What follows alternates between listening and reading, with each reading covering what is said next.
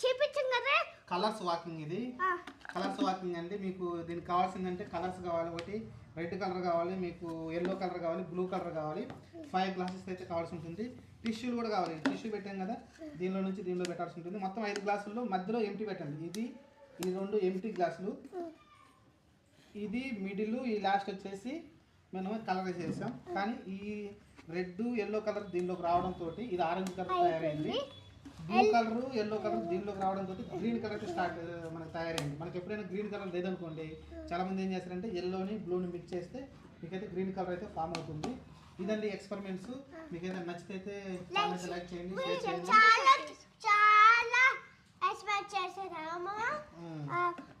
చూసారు కదా, మీరైతే ఇంట్లో ట్రై చేయొచ్చు. ఇది వచ్చేసి టిష్యూ పేపర్లో వచ్చేసి ఇలా మన గ్లాసులు పెడితే దీనిలో నుంచి దీనిలోకి అయితే వాటర్ అయితే వాకింగ్ చేస్తుంది. దీనిలో నుంచి దీనిలో వాటర్ వాకింగ్ చేస్తుంది. ఈ ఎక్స్పెరిమెంట్ అయితే సక్సెస్ అయిందండి. లైక్ చేయండి.